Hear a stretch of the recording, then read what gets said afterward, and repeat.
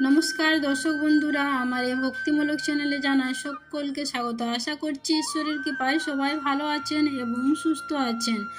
বন্ধুরা, আজকের পর্বের বিষয় হলো 2024 সালের তথা 1431 বঙ্গাব্দে বিশ্বকর্মা পূজার সময়সূচি এবং সেই দিন আর কি তিথি রয়েছে তার সময়সূচি জানবেন এই ভিডিওটি থেকে।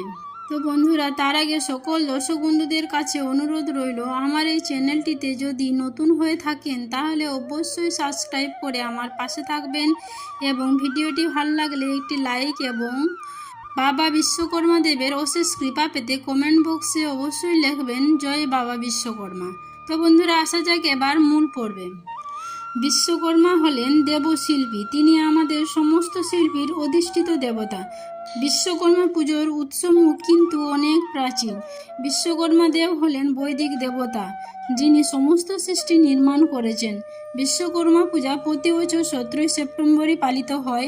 রাশিচক্র অনুসারে তিনি কন্যা সংক্রান্তিতে জন্মগ্রহণ করেছিলেন।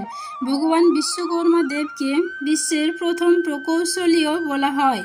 তিনি ইন্দ্রপুরী, দ্বারকা, হস্তিনাপুর, স্বর্গলোক ও লঙ্কা প্রভৃতি নির্মাণ করেছিলেন বলে ধারণা করা হয়।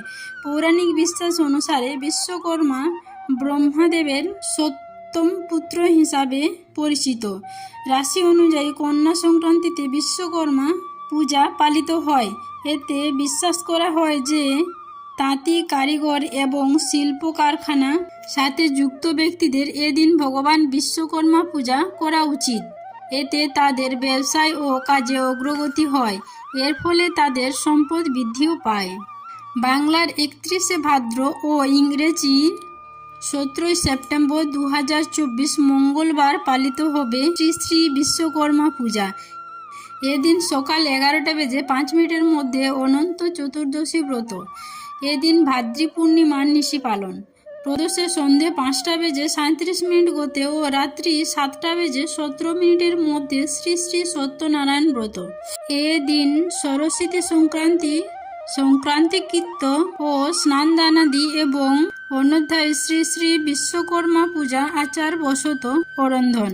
শ্রী শ্রী মনসা দেবী ও অষ্টনাথ পূজার সমাপন এবং শ্রী শ্রী মনসা দেবীর ভাসান। ভাদ্রাবতী পূজার সমাপন। এবার এদিন বাবা বিশ্বকর্মা পূজার সর্বোত্তম শুভ মুহূর্ত কি রয়েছে তা জানাচ্ছি। বাংলার 31শে ভাদ্র 1431 ও ইংরেজি 17 সেপ্টেম্বর 2024 মঙ্গলবার সকাল 7:52 গতে ও বেলা 10:16 মধ্যে এবং পুনরায় দুপুর 12:40 গতে ও দুপুর 2:16 মধ্যে বাবার পূজার সর্বোত্তম শুভ মুহূর্ত রয়েছে। তো বন্ধুরা, আজকের পর্বটি আমি এখানেই শেষ করছি। আশা করছি ভিডিওটি থেকে একটু হলেও উপকৃত হয়েছেন। ভিডিওটি দেখে যদি ভালো লেগে থাকে তাহলে অবশ্যই লাইক শেয়ার করবেন এবং বাবা বিশ্বকর্মা দেবের অশেষ কৃপা পেতে কমেন্ট বক্সে জয় বাবা বিশ্বকর্মা লিখতে ভুলবেন না।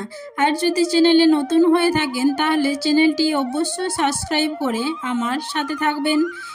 দেখা হবে পরবর্তী নতুন ভিডিওতে। ভালো থাকবেন, সুস্থ থাকবেন। ধন্যবাদ।